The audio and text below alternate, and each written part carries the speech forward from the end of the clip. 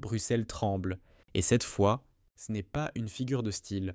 C'est un séisme politique, une onde de choc qui part de Rome et vient fissurer jusqu'au mur impeccable de la Commission européenne. Ursula von der Leyen, autrefois incarnation de la puissance technocratique bruxelloise, vacille. Son autorité, autrefois incontestée, se délite à mesure que l'Europe se déchire. Car derrière les discours polis et les communiqués triomphants, la vérité est brutale. L'Union européenne n'est plus unie, elle est en train d'imploser. Lentement mais sûrement, tout commence par une photo. Le 16 août 2025, sur les marches d'un sommet improvisé, Ursula von der Leyen sourit un sourire forcé. Mécanique entourée de Macron, Melanie, Schmerz et quelques autres dirigeants européens. Le message est clair, unité face à Washington, solidarité face à Trump. Mais derrière ce décor de théâtre, les couteaux sont déjà sortis. Les sourires, eux, dissimulant mal la méfiance. 3 jours plus tard, le vernis craque. Et la première fissure vient d'Italie, Rome dit stop, Giorgia Meloni. La chef italienne qu'on croyait disciplinée, docile, décide de frapper là où ça fait mal. Elle en a assez des ordres venus de Bruxelles, de ces directives qui étranglent l'économie italienne au nom d'un idéal écologique que personne ne peut plus se permettre. Le Green Deal, pour Meloni, c'est une corde au cou de l'industrie nationale, et quand elle le dit, ce n'est plus une plainte, c'est un acte de rébellion. Le 18 août, à Rome, son discours tombe comme une bombe. L'Italie ne suivra plus les décisions européennes, contraires à ses intérêts. Bruxelles panique. Les téléphones s'affolent. Car l'Italie, ce n'est pas Chypre ou la Slovénie. C'est la 3e puissance économique de la zone euro, et quand Rome claque la porte, c'est tout l'édifice européen qui tremble. En coulisses, Ursula von der Leyen encaisse le choc. Son autorité s'effrite. Les rumeurs courent, isolées, dépassées, rejetées même de certaines réunions internationales, dont une avec Donald Trump. L'humiliation est telle que Bruxelles doit démentir publiquement sans convaincre personne.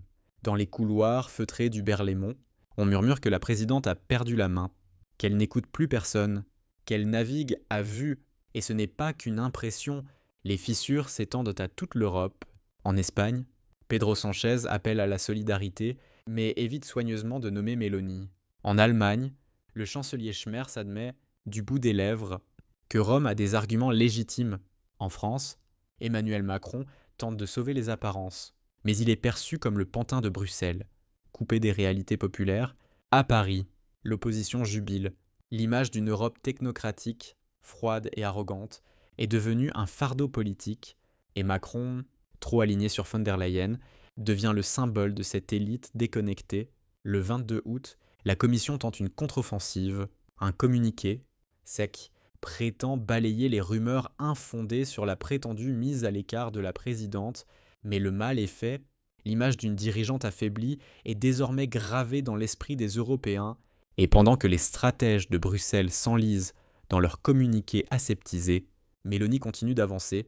Elle s'attaque désormais au dossier le plus explosif de tous, la migration.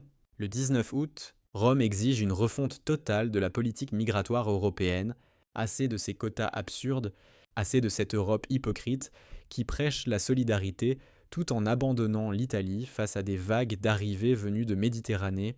Meloni frappe fort, et l'opinion publique italienne applaudit pour la première fois depuis longtemps.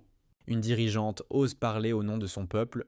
Contre Bruxelles, 2 fronts sont désormais ouverts, l'énergie et la migration, et sur ces 2 terrains, von der Leyen perd du terrain chaque jour. L'Italie, jadis bon élève du projet européen, devient le fer de lance d'une rébellion continentale.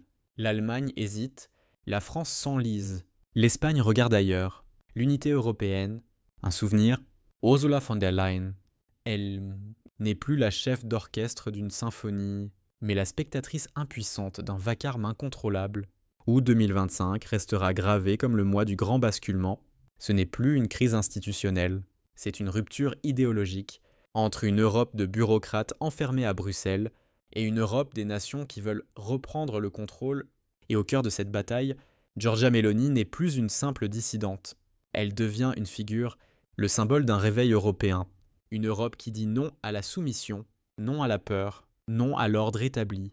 Et pendant que Bruxelles chancelle, un vent nouveau souffle sur le continent, un vent venu du sud, de Rome, qui murmure une vérité dérangeante.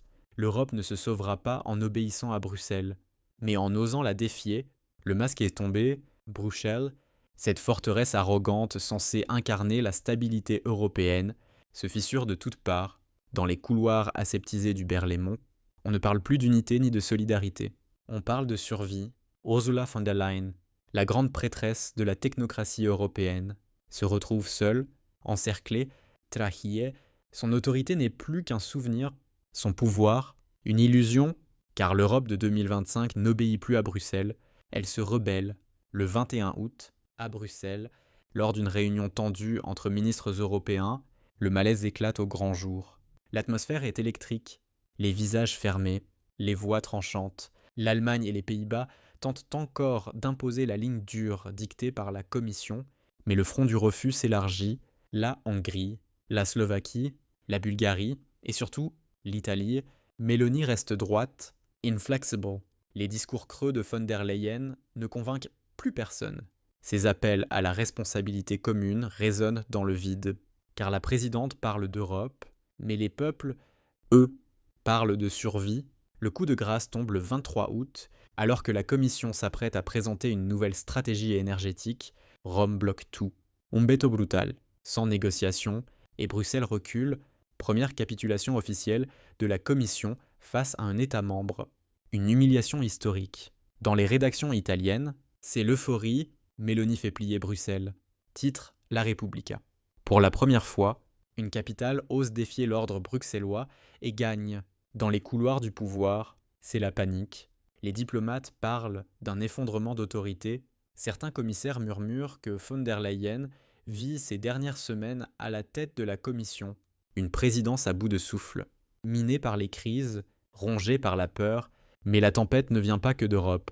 Washington, lui aussi, enfonce le clou. Donald Trump, revenu au centre de la scène mondiale, déclare que les États-Unis réévalueront leurs accords commerciaux avec l'Europe et laisse entendre que l'aide à l'Ukraine sera conditionnée à un changement de cap. En d'autres termes, se soumettre ou périr. Bruxelles vacille, Paris tente de sauver les apparences. Le 24 août, Emmanuel Macron, dans un discours depuis l'Élysée, parle de dialogue constructif avec Washington. Des mots vides, une posture désespérée. La France veut paraître forte, mais tout le monde voit la vérité. Elle ne décide plus rien. À Rome, on se moque. Macron veut jouer les médiateurs. Trop tard, lâche un ministre italien. L'Europe se fracture et Paris, une fois encore, hésite. Puis vient le 25 août, au Parlement européen. La révolte s'invite à huis clos. Plusieurs eurodéputés exigent un débat d'urgence sur la gouvernance de l'Union. Traduction, ils veulent à la tête de von der Leyen. Le débat tourne à l'émeute politique. Les critiques pleuvent. Les conservateurs la jugent trop molle. Les écologistes la disent aveugle. Les souverainistes réclament sa démission immédiate. Sur les écrans, l'image de la présidente pâle, le regard vide, symbolise tout. L'effondrement d'un pouvoir qui se croyait éternel. Elle tente de répondre, de défendre le projet européen, mais plus personne ne l'écoute. Les caméras filment une femme dépassée, figée, brisée. Pendant ce temps, à Rome, Giorgia Meloni triomphe.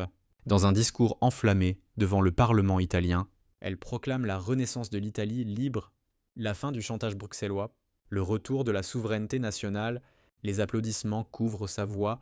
Dans les rues, les drapeaux tricolores envahissent les places. L'Italie ne se rebelle plus, elle se libère. Et dans les cafés, on chuchote une phrase qui glace le sang à Bruxelles. Mélanie a gagné. Mais cette victoire ne reste pas italienne. En Espagne, les sondages explosent. Les partis eurosceptiques progressent de 10 points. En France, même les médias modérés s'interrogent et si Mélanie avait raison. En Allemagne, la presse conservatrice évoque la fin d'un cycle européen partout. Les peuples doutent, se détournent, se lassent d'une Europe qui décide sans consulter, qui parle sans écouter. Le 26 août, un sondage achève d'enterrer la légitimité bruxelloise. 72% des Italiens jugent que l'Union européenne ne représente plus leurs intérêts.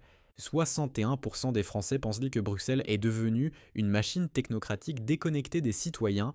Et en Europe de l'Est, la défiance dépasse 80%. Les chiffres sont sans appel. Ursula von der Leyen n'a plus ni autorité, ni soutien, ni avenir. Et dans cette débâcle, une question s'impose. Qui profite de la chute? Mélanie, évidemment, En s'érigeant contre Bruxelles, elle devient le visage d'une autre Europe, une Europe des nations, libre, fière, souveraine, une Europe qui ne veut plus subir. Et son discours, nationaliste mais pragmatique, séduit au-delà de l'Italie. Dans les Balkans, en Europe centrale, même à Paris, des voix se lèvent pour saluer son courage. Pendant ce temps, Donald Trump savor. L'Europe s'effondre sans qu'il ait à lever le petit doigt. Macron, Louis, tente d'exister dans ce chaos, oscillant entre fidélité à la Commission et instinct de survie politique. Mais tout le monde le voit. La France suit, l'Italie décide. Août 2025 marque un tournant historique, le moment où Bruxelles a cessé d'être un centre de pouvoir pour devenir un champ de ruines politiques, le moment où Ursula von der Leyen, symbole d'une Europe arrogante, a vu son empire s'écrouler, et celui où Giorgia Meloni, longtemps méprisée par les élites bruxelloises, s'est imposée comme la voix d'une rébellion populaire prête à redéfinir le destin du continent. L'Europe entre dans une ère nouvelle plus dure, plus nationale, plus imprévisible, et désormais, une certitude s'impose, la peur a changé de camp.